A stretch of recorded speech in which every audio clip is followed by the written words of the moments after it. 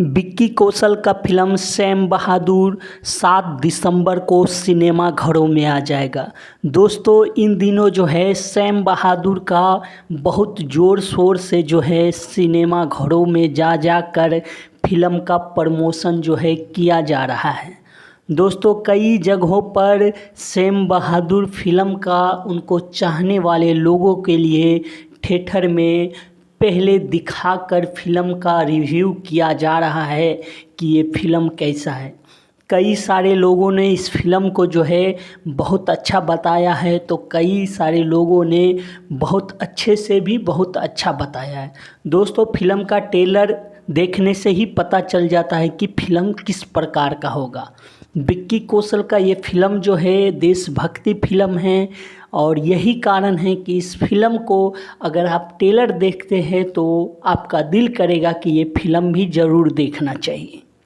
इस फिल्म के प्रमोशन के लिए उनकी वाइफ कैटरीना कैफ भी जो है विक्की कौशल के साथ कई जगहों पर पहुंच रही है और अपने फैंस से वो आग्रह कर रही है कि उनके पति का जो फिल्म है जो 7 दिसंबर को सैम बहादुर रिलीज होने वाला है, तो काफ़ी मात्रा में फैंस जाकर उस फिल्म को देखें और फिल्म को हिट कराए।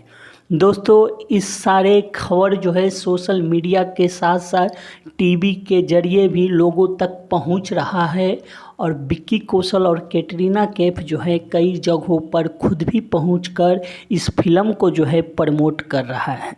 जब इन सारे खबरों को सोशल मीडिया पर जो है डाला गया तो कई सारे जो कैटरीना कैफ का फैंस है उन्होंने कहा कि सलमान खान के साथ जो कैटरीना हैं कभी इतना कंफर्टेबल नहीं रखती थी और कभी इतना खुश नहीं लगती थी जितना खुश जो है विक्की कौशल के साथ लग रही है।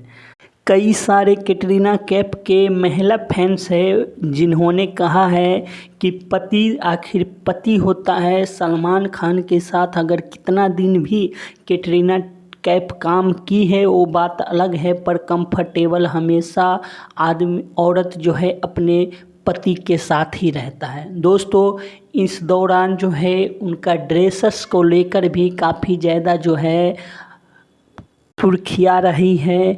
कैटरीना कैफ की जो कपड़े हैं और विक्की कौशल का जो कपड़े हैं उन पे भी कई लोग जो है कमेंट किया है और दिखने में ये दोनों बहुत ही खूबसूरत लग रहे हैं, ऐसा भी लोगों ने कमेंट किया है। दोस्तों ये वीडियो आपको कैसी लगी हमें कमेंट करके बताएं और चैनल पे नए हैं तो चैनल को सब्सक्राइब कर दीजिए और वीडियो को लाइक कर दीजिए। फिर मिलेंगे अगली वीडियो में दोस्तों, जब तक के लिए धन्यवाद दोस्तों।